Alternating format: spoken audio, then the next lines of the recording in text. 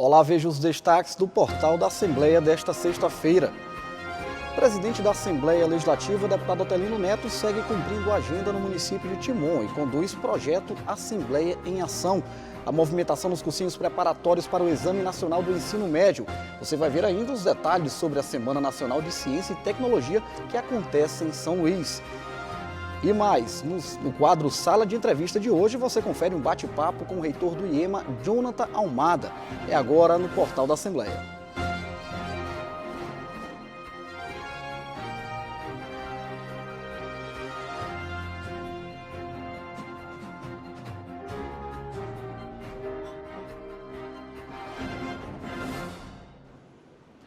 Agora, direto do município de Timon, com as informações sobre a segunda edição do projeto Assembleia em Ação.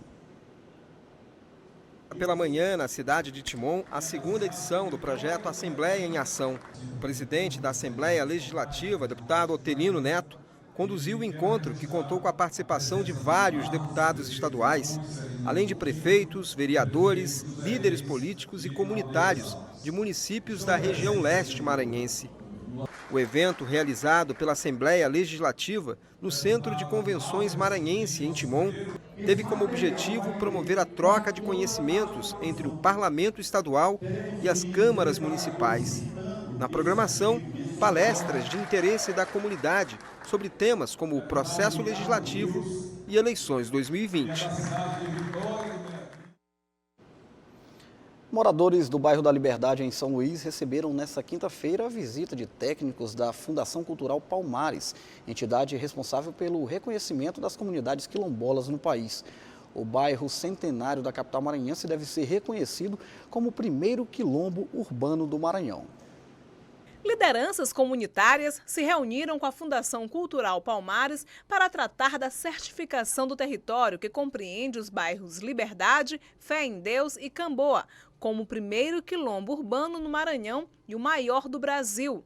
O título de Liberdade Quilombola é uma reivindicação da própria comunidade. Com essa certificação, de maneira totalmente direta, essas famílias já vão ter benefícios sociais, direitos que já são garantidos por lei, nós vamos poder acessar. E sem falar que é a nossa identidade, é a nossa raiz, é a nossa ancestralidade. Este momento é apenas mais uma etapa dentro do processo de certificação. A comunidade já entregou à Fundação Cultural Palmares uma ata de autodefinição assinada pelos próprios moradores que se reconhecem enquanto quilombolas. Também foi entregue um relatório com dados que comprovam que o bairro Liberdade, a região vizinha, possui traços culturais suficientes que possam levar ao título de maior quilombo urbano do Brasil.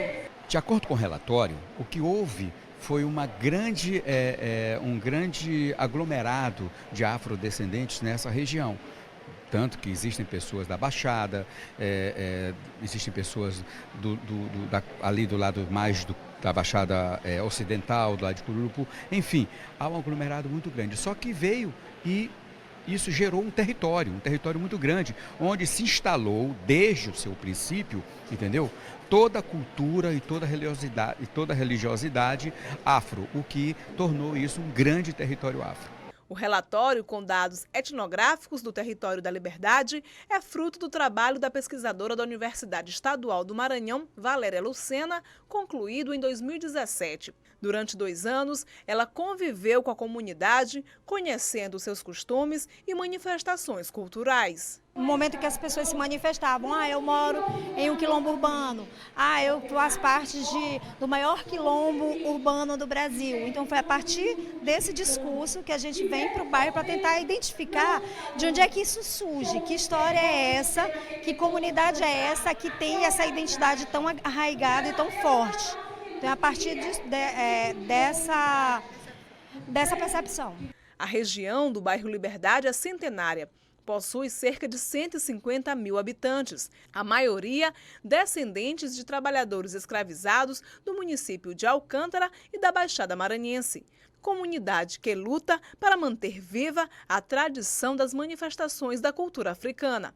Ele é rico em cultura, porque ele tem o tambor de crioula, ele tem o tambor de mina, ele tem o bumbabui, ele tem o cacuriá, ele tem as festas do divino, que tem a maioria das casas hoje, aqui no bairro tem umas 10 casas que fazem a festa do divino. Então ela é rica, esse quilombo que trouxe dos nossos antepassados para cá hoje, é muito rico em axé.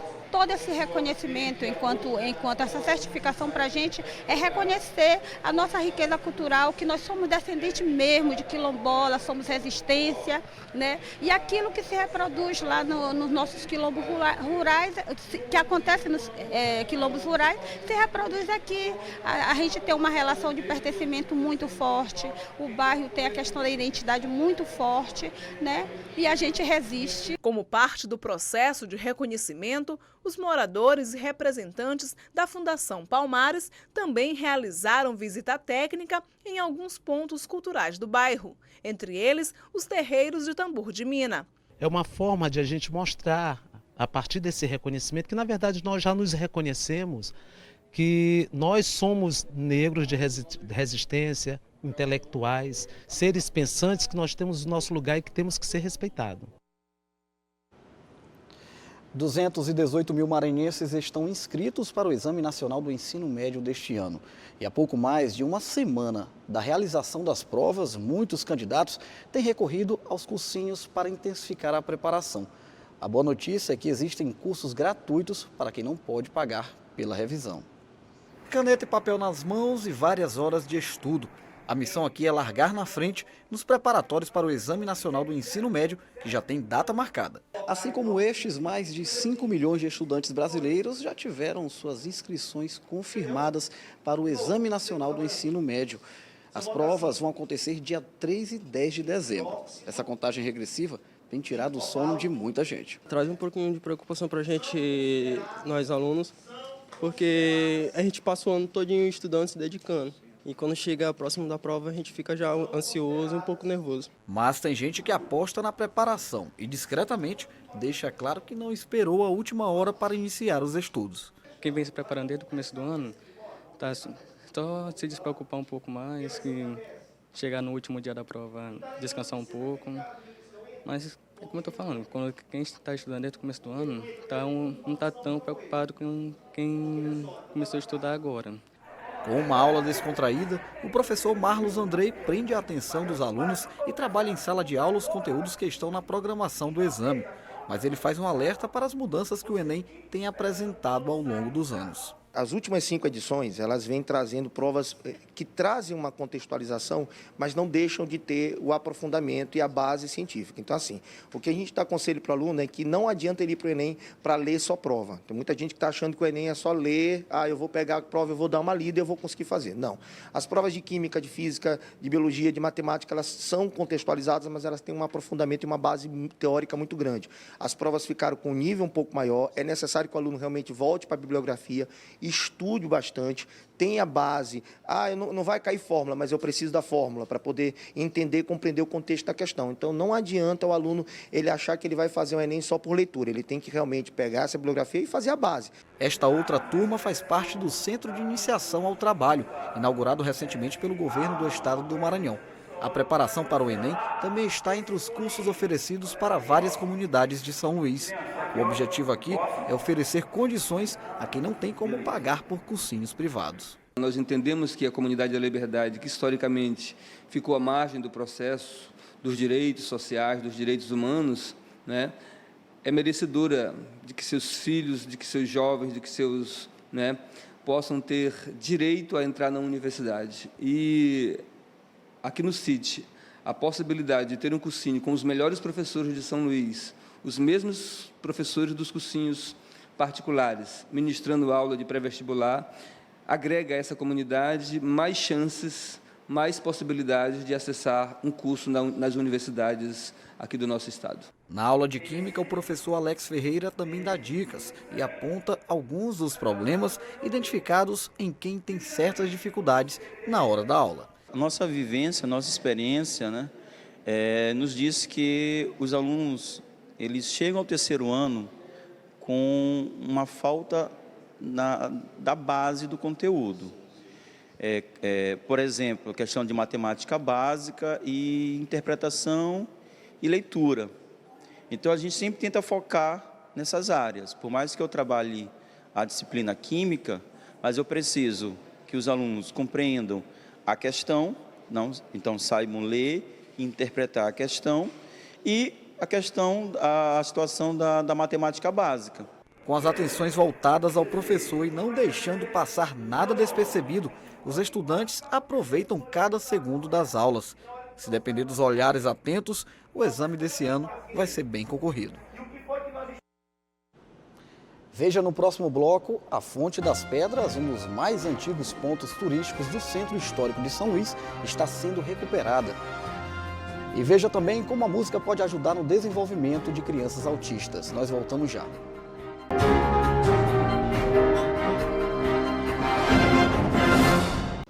Um dos mais antigos pontos turísticos do Centro Histórico de São Luís está sendo revitalizado.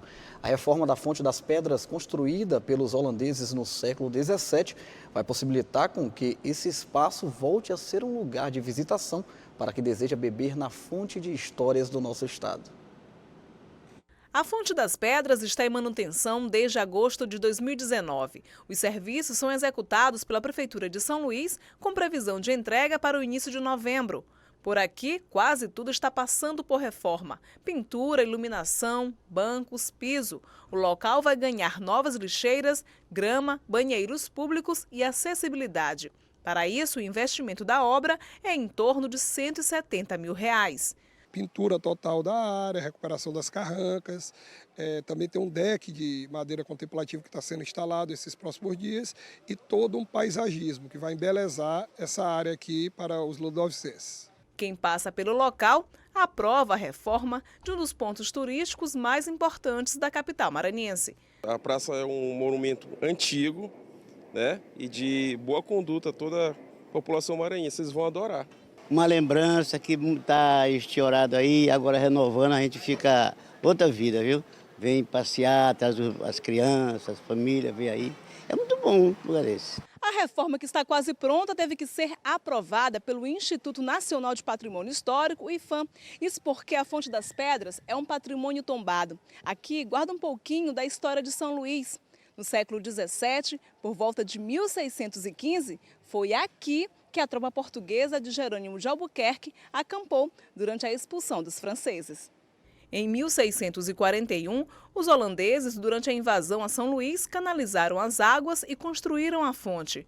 O monumento ainda possui características originais, entre elas as carrancas de onde jorram a água e as pedras de cantaria, detalhes que precisam ser preservados. Nós temos que seguir algumas diretrizes que já são pré-determinadas pelo IPHAN. Por exemplo, o modo construtivo da parede, nós não podemos usar tinta PVA, então tem que ser pintura com cal. A parede lá transpira muito, é por isso que gera às vezes algumas manchas de umidade, isso tem sempre refeito, manutenção de pintura, porque o tipo de tinta que o IPHAN exige da gente, que é essa tinta com cal, ela não tem aquele isolamento adequado para evitar esse tipo de mancha, mas é o que nós podemos usar, porque é pré-determinado por lei para esse tipo de edificação. A ideia é que depois da reforma, os moradores e turistas voltem a visitar o espaço, fonte de redescoberta da história de São Luís. Mais um ponto aprazível para a população, para os comerciantes e os comerciários da região, bem como os turistas e os cidadãos. Aqui é um ponto bem interessante para fazer a visita, bem arborizado, então bastante aprazível. Estudantes, professores e pesquisadores maranhenses estão participando da 16ª Semana Nacional de Ciência e Tecnologia, que termina nesta sexta-feira. O evento reúne uma série de experimentos e invenções que despertam a curiosidade dos visitantes. É ciência e tecnologia, assim mesmo, tudo junto. E bem aos olhos do visitante, que pode escolher se prefere observar como o vento é transformado em energia elétrica ou usar um óculos de realidade virtual para viajar até Buenos Aires sem tirar os pés de São Luís. Eu estou em Buenos Aires e agora eu estou no carro, olhando umas avenidas. E aqui é muito lindo. A Semana Nacional de Ciência e Tecnologia é uma forma de popularizar o conhecimento produzido em escolas e universidades. São 33 instituições envolvidas na edição deste ano. E aqui tem produção científica de todo o estado, como a exposição de espécies do herbário da UEMASU, que fica em Imperatriz, e a Adriele veio apresentar em São Luís. É importante, sobretudo, para favorecer a conscientização das pessoas, porque por que nós criamos, que o herbário é criado na universidade? Para poder permitir que outras pessoas posteriormente possam saber que espécies haviam em determinada área. Quem ficou curiosa com a explicação pôde olhar pelo microscópio e descobrir ainda mais. Eu achei muito bom, uma coisa bem diferente, entendeu? Com umas coisas que eu ainda não tinha olhado, eu não tinha reconhecido e eu gostei muito. Este ano, o tema da semana é a bioeconomia. A bioeconomia é justamente provocar uma reflexão sobre como nós podemos aproveitar a nossa biodiversidade do Maranhão, do Brasil, para transformar isso em renda para o nosso estado. É pensar como usar isso de forma sustentável para garantir a continuidade desse recurso, mas também aproveitar as infinitas possibilidades de riquezas econômicas que ele pode oferecer. Uma receita de desenvolvimento sustentável está no babaçu. Pesquisadores descobriram que a enzima de um fungo encontrado nele pode ser usado em várias produções. São utilizados na biotecnologia, né? Então a gente faz essa extração, né? Depois a diluição e aí a gente semeia eles numa placa, o qual ali a gente vai fazer a identificação desses fungos, né? E após a identificação, que são fungos que têm alto potencial enzimático, que são utilizados na biotecnologia. Em cada estande são experimentos, demonstrações de como funcionam grandes invenções no nosso dia a dia. É como se fosse uma aula de química ou física, com a diferença de que os professores aqui são os alunos. E se os experimentos apresentados já são um sucesso entre o público, a explicação é também nota 10. Aqui ela tem quase 400 painéis fotovoltaicos. Nossa, o pessoal está de parabéns, eles explicam tudo nos mínimos detalhes, eles estão muito bem, sabem muito bem do que eles estão falando, apresentam muito bem, tiram as nossas dúvidas, entendeu? Eu não conhecia algumas coisas, porque eles são da física, né? A minha área é outra, mas eles estão de parabéns, realmente é um aprendizado muito gratificante.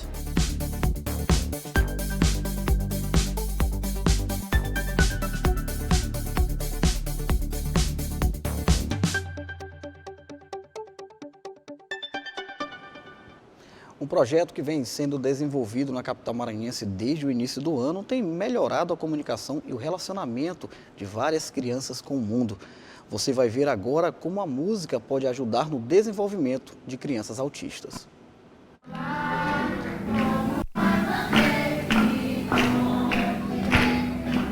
O ensaio é para um musical que será apresentado no próximo mês no Teatro Arthur Azevedo.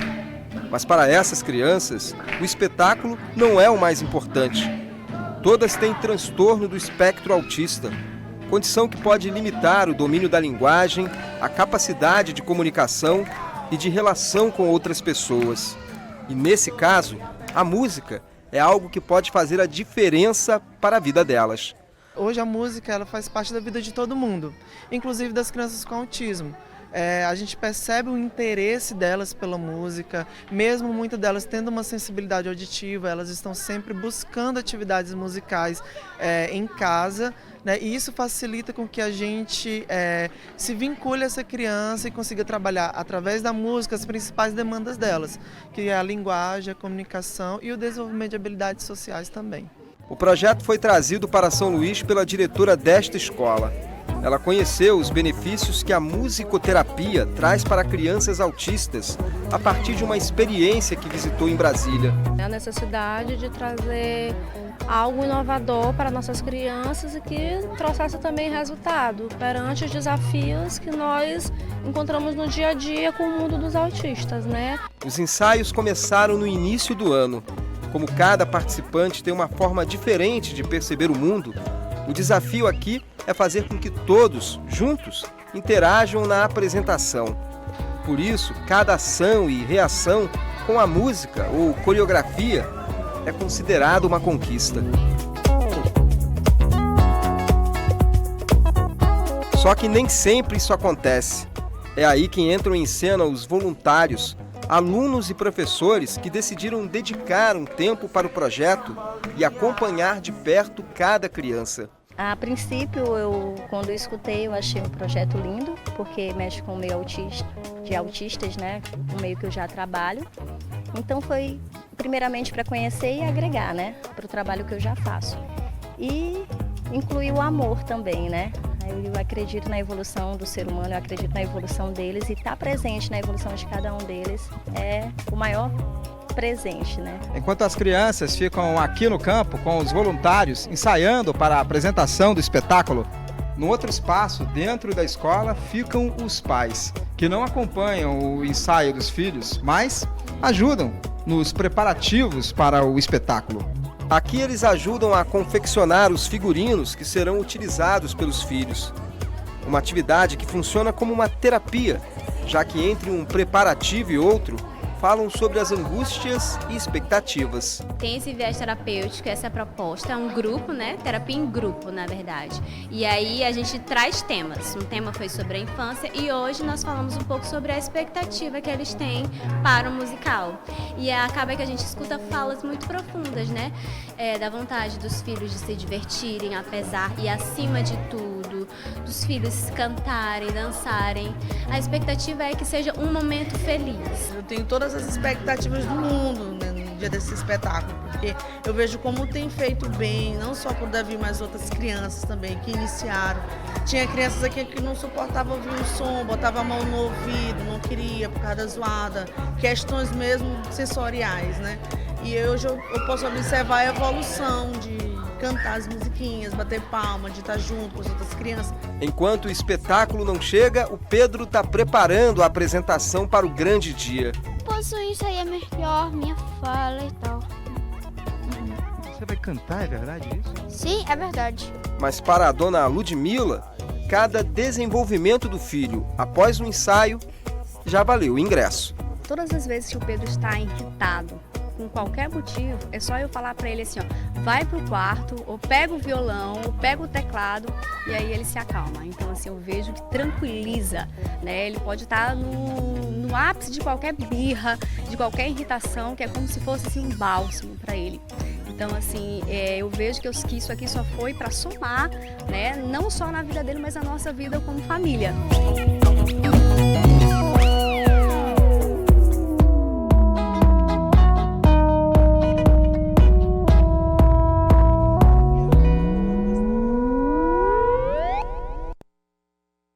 Bela iniciativa, hein? O espetáculo Uma Sinfonia Diferente será apresentado no dia 12 de novembro, às 7 da noite, no Teatro Arthur Azevedo.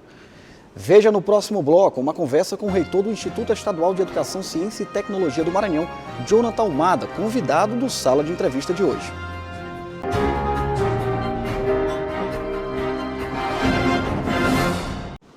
Um ótimo fim de semana para você. Eu fico por aqui, mas agora a gente acompanha mais uma edição do Sala de Entrevista, que recebe nesta sexta-feira o reitor do IEMA, Jonathan Almada. Até segunda.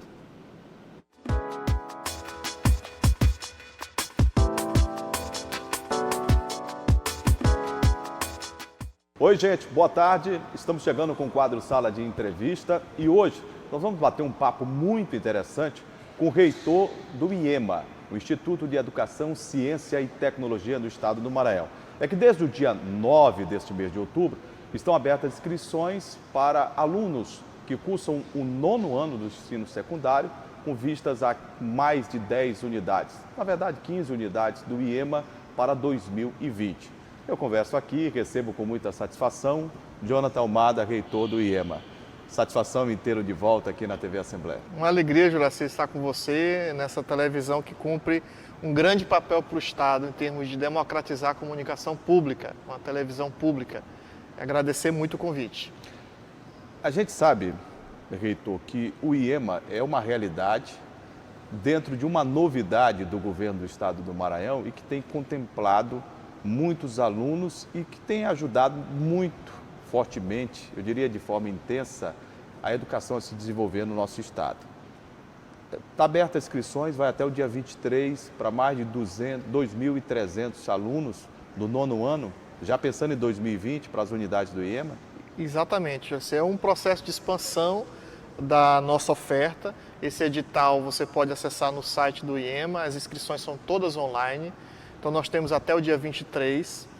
Você pode escolher entre 15 possíveis unidades Por exemplo, para a turma aqui que está na região metropolitana de São Luís, você tem as opções São Luís Centro, Itaquibacanga, São José de Ribamar e também as novas unidades que vão abrir em 2020, que é o Bacelar Portela, que fica ali na Eva Saldanha, e o Gonçalves Dias, que fica ali na Avenida Kennedy.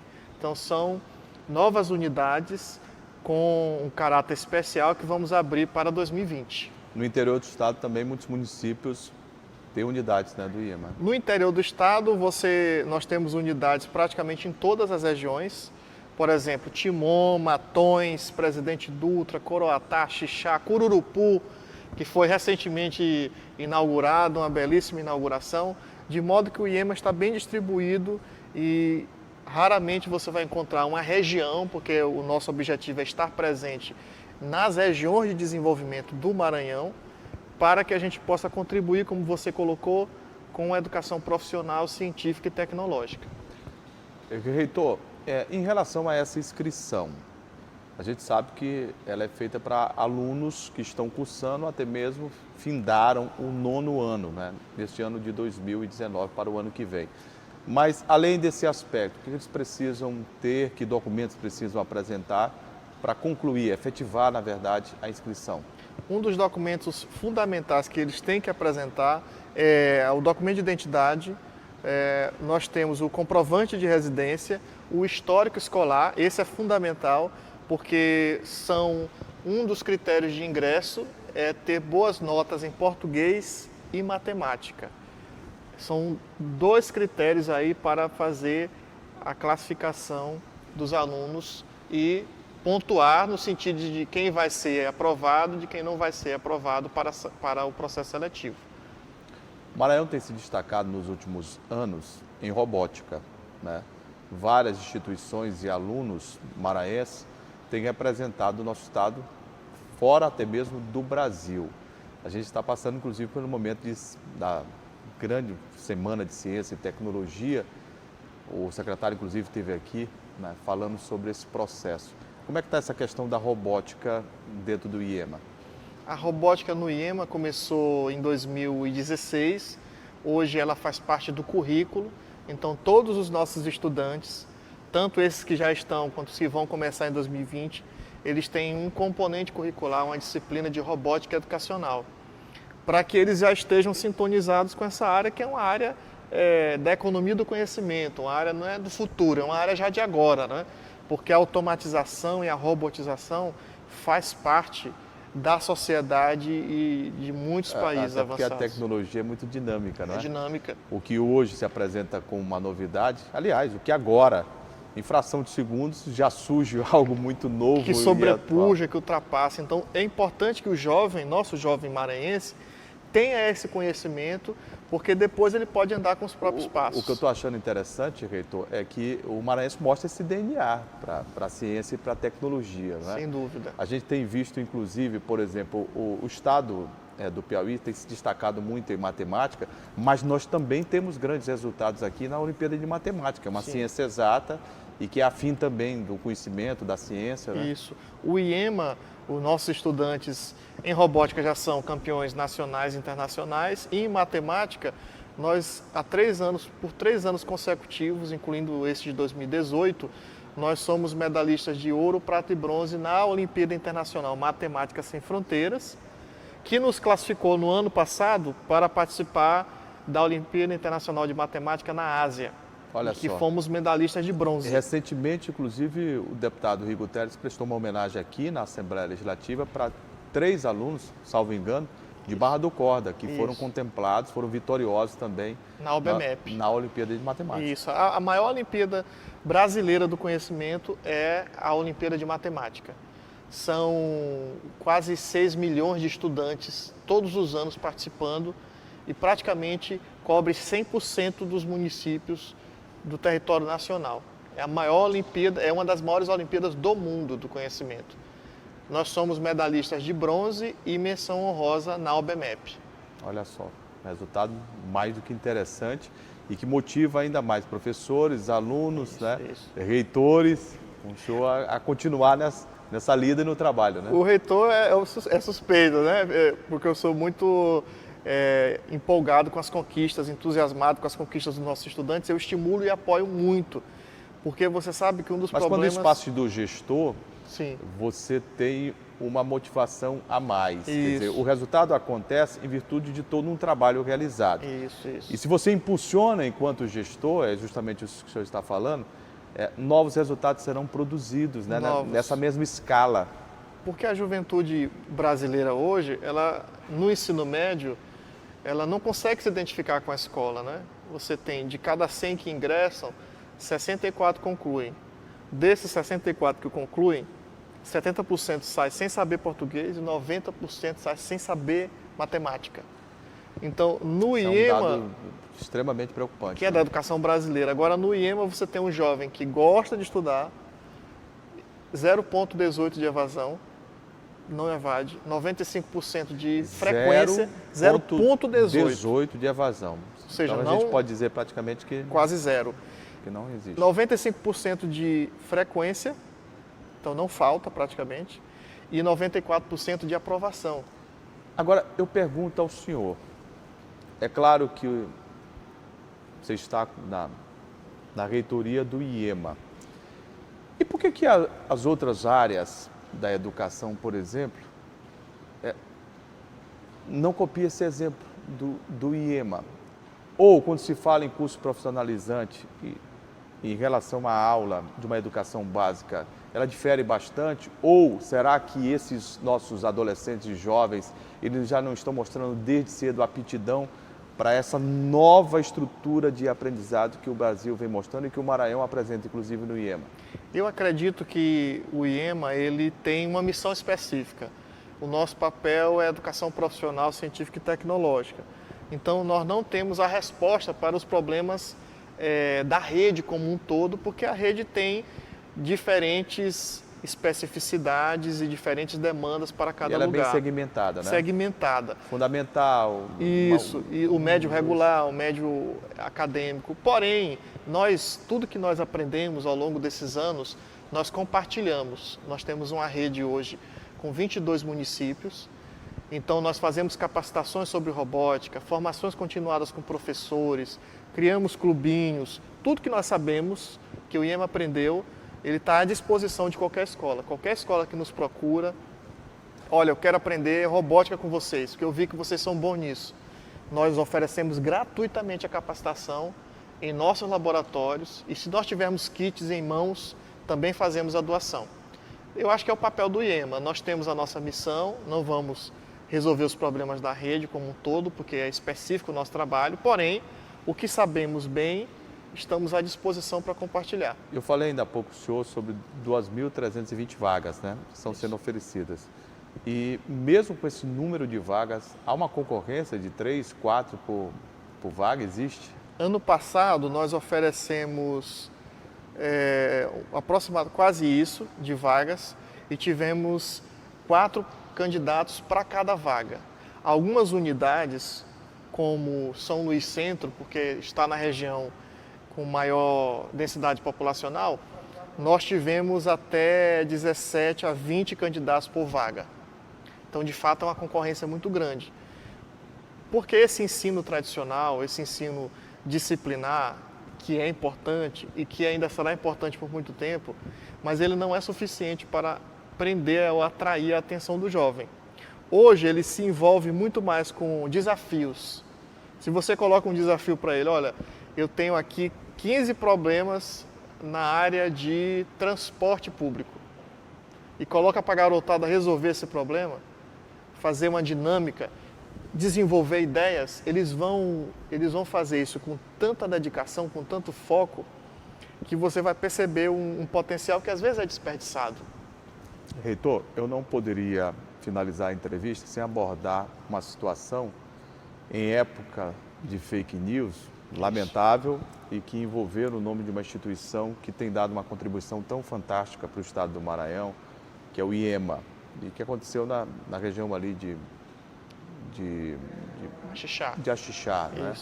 Onde veicularam e disseminaram a informação de que uma professora do IEMA estava levando alunos e de repente nada daquilo era verdade e usaram o nome da instituição. Rapidamente o IEMA oficialmente, né, se pronunciou e disse que não tinha nada a ver nem com a professora, nem com a instituição a qual estavam falando, né? Quer dizer, em pleno século XXI, com toda a modernidade, mas alguns se utilizam dessa tecnologia tão necessária, tão democrática, para disseminar o mal, né? É terrível, e nós fizemos esse trabalho de divulgar a nota oficial e explicar aos estudantes de Axixá, na verdade, essa unidade é a nossa melhor unidade em astronomia e astronáutica, foguetes e satélites. Eles hoje são medalhistas de ouro na Olimpíada Brasileira de Astronomia e Astronáutica e são campeões nacionais na Mostra Brasileira de Foguetes. E justamente nesse dia em que foi disseminada a fake news, eles foram convidados pelo comandante do batalhão de infantaria do Exército, né, Infantaria de Selva, e eles estavam apresentando para os militares, em um evento que eles organizaram, o trabalho de robótica, e fizeram um lançamento com o comandante do batalhão, um lançamento de um foguete de garrafa PET. E na verdade, eles estavam mostrando as suas pesquisas. E nós ensinamos muitas coisas para os estudantes. E os nossos professores recebem muito investimento em formação continuada. Mas nenhuma delas ensina a assaltar, tenho certeza disso. Com certeza. Só assaltar maldade a ignorância. Pura. A gente assaltar a ignorância, né? Porque... Exatamente. Disseminar uma maldade como essa numa instituição, e até mesmo os alunos estavam em uma boa prática de ensino e aprendizagem. Exatamente. Eu conversei aqui no quadro Sala de Entrevista do portal da TV Assembleia com o reitor do IEMA, Jonathan Almada, a quem nós agradecemos muito pela presença aqui, por esse bate-papo sempre muito interessante para a TV Assembleia e para o telespectador. Eu te agradecer, Juraci, a TV Assembleia, e colocar o IEMA sempre à disposição. Lembrando a vocês, as inscrições vão até dia 23 de novembro no site da instituição, e não percam tempo, participem, venham se somar à família IEMA para fazer educação profissional, científica e tecnológica de qualidade no Maranhão e como escola pública. Valeu! Muito obrigado. Eu fico por aqui, mas o portal da TV Assembleia volta amanhã. Uma boa tarde e até a próxima.